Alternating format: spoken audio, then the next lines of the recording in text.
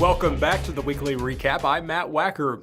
Ozark Actors Theater will finish its summer season on August 12th. A recent announcement spells a change in leadership for the organization as Tony-nominated actress Taylor Louderman joins the OAT Board of Trustees.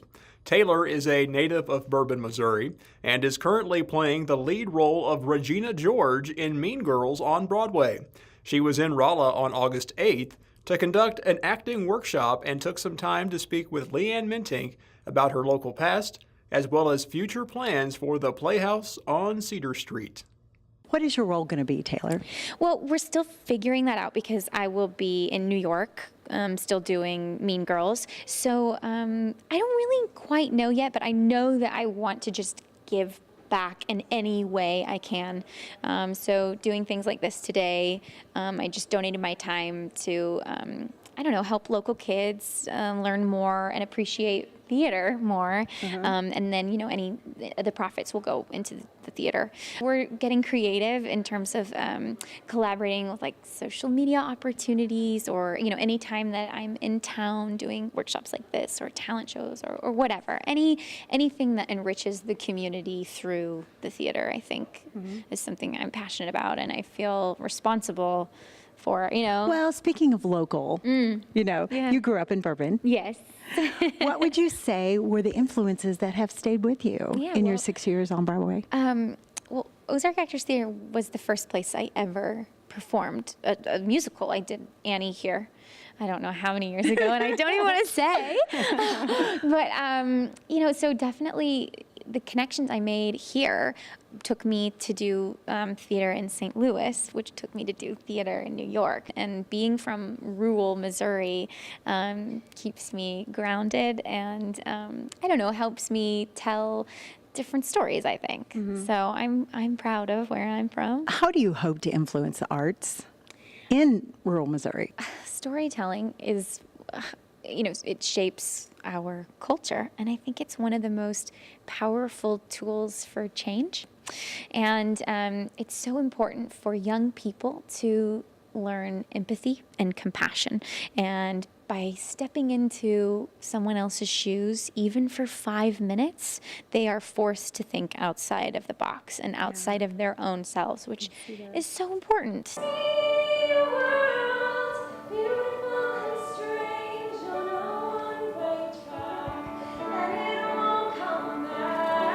And so even if it's as little as hosting a workshop here and challenging the kids to do that, I feel like it just sends little fireflies out, and it just spirals. And that is so rewarding to me. I like that stance.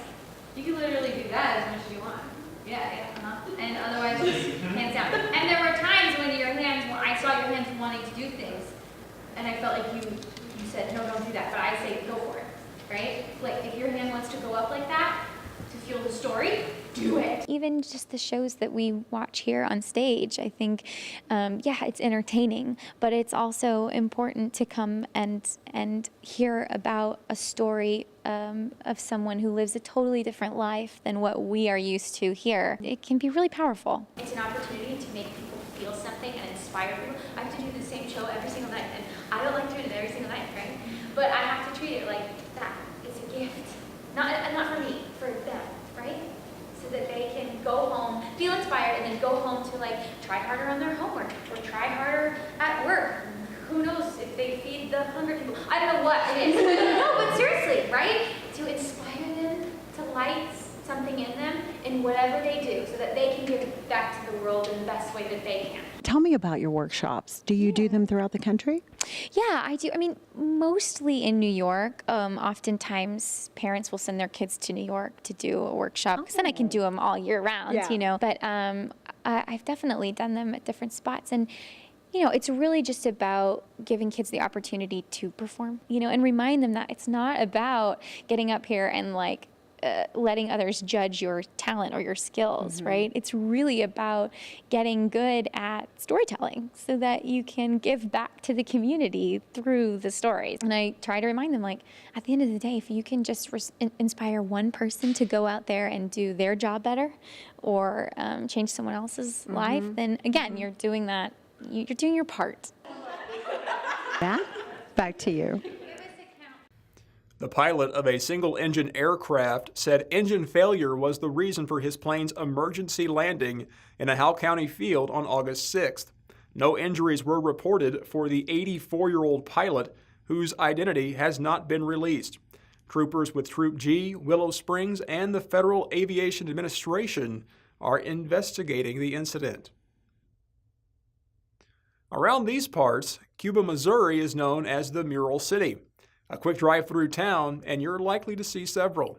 A very special one exists on Buchanan Street, painted by Norman Akers of Lawrence, Kansas.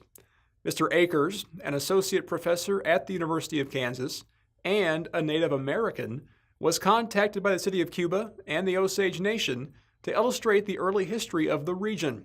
In his own words, he tells us why he accepted the project and what it means to him. A few years ago, I was contacted by the Osage tribe with an opportunity to do a mural for the city of Cuba. And I thought, first as an Osage tribal member, and from Gray Horse District, I thought this would be a great opportunity to engage, as I said, with the community here and also explore some of our ancestral lands, And for me, the inspiration for this mural was called Meeting in Missouri. And in part, the title kind of came as a result of that relationship between the Osage and the early settlers and French explorers and traders that were in this region, in the 1700s. And as I said, basically that's what this mural is really about. As I was painting it and I was in the community, I started realizing that the people here were just really incredible folks. I mean, they were giving and they were interested in the history, and I started really thinking about this mural as being a gift, for the community. Because, particularly with Osage people, we cherish and we think highly of our children and our youth because they are our future. And in a sense, that this mural is really about that. We're trying to create a painting that shows the history of the Osage, in this region, but also it's a learning tool, in a sense that we hope that the children will really get a sense to get an opportunity to sort of look at this and have an understanding of that. The Laclede County Sheriff's Office says 2 Lebanon women have been arrested for their alleged possession of over 100 grams of methamphetamine. The drugs were seized after a Laclede County deputy made a traffic stop around 2:20 a.m. on August 6th. The truck was stopped due to a defective passenger side tail lamp. The driver, 43-year-old Evelyn Jo Dame, is currently on federal probation for distribution of a controlled substance. More than 67% of Missouri voters chose no on Prop A this past Tuesday. Had it passed, Missouri would have become the 28th state to adopt right to work. St. James native Shane Anselm is a representative of the Carpenters Regional Council and shares his thoughts on the proposition's sound defeat. The working people of Missouri let their voice be heard, and overwhelmingly were against Prop A by a huge margin, and it was more than a union issue, obviously, with unions only being a little over 8% of the workforce in the state of Missouri, yet 67% of Missourians came out and said no on Prop A. It means that we can continue doing business as we've always done, continue to grow. I think it lets us move forward in a positive way. And like I said, we look forward to working with our elected officials to make sure that Missouri goes the way that working Missourians voted for on Tuesday. Well, a few folks in West Plains felt a disturbance in the force last Friday morning. That's because the U.S. Geological Survey reported a 2.6 magnitude earthquake around 5 a.m. The quake's epicenter was pinpointed at a piece of farmland near New Life Church. The agency says that smaller earthquakes like this can happen once or twice a year.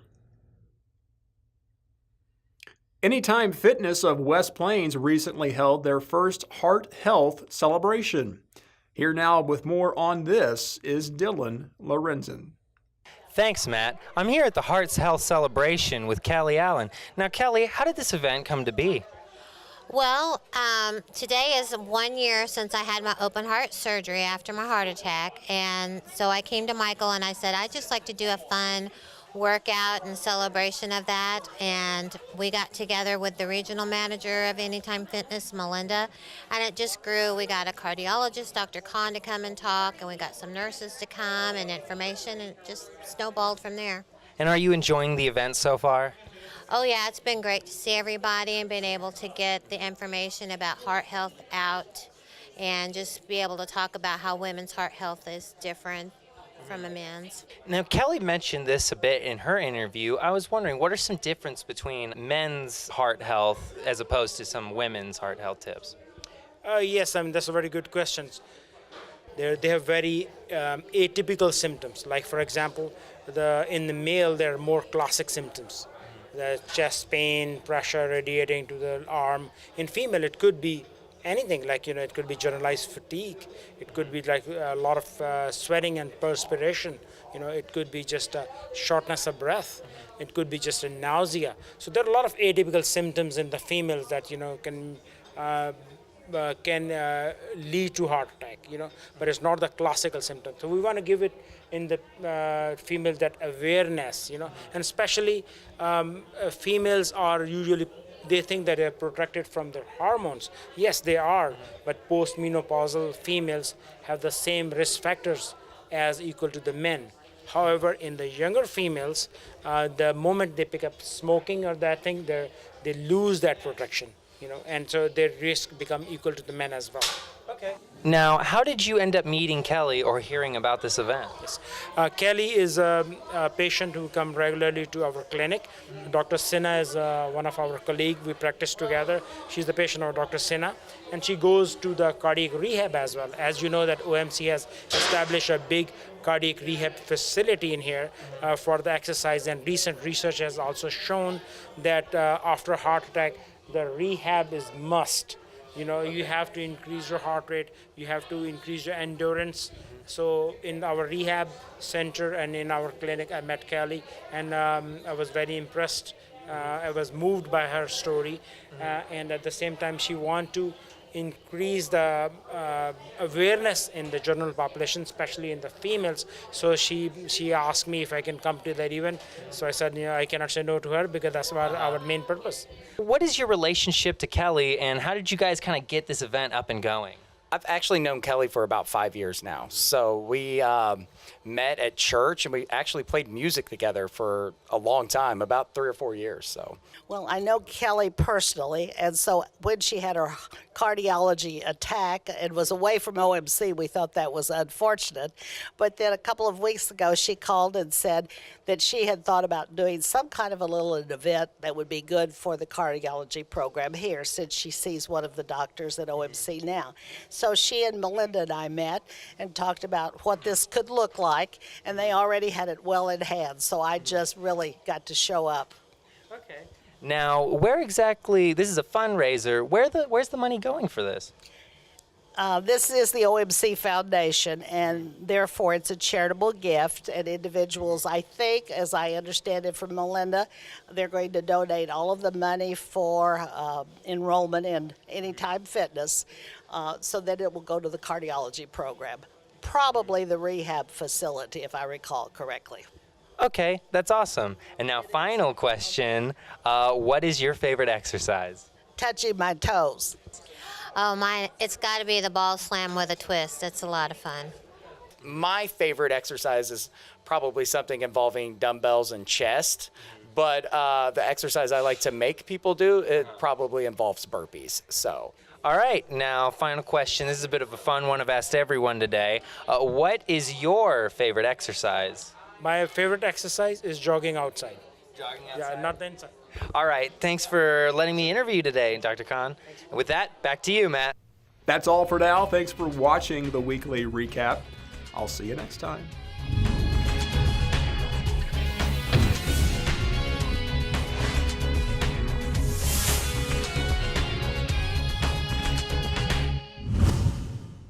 The weekly recap is brought to you by Rice Chopper, cooking from scratch, the UPS store of Rolla, Bayard Dodge in West Plains, and the Ozarks Medical Center.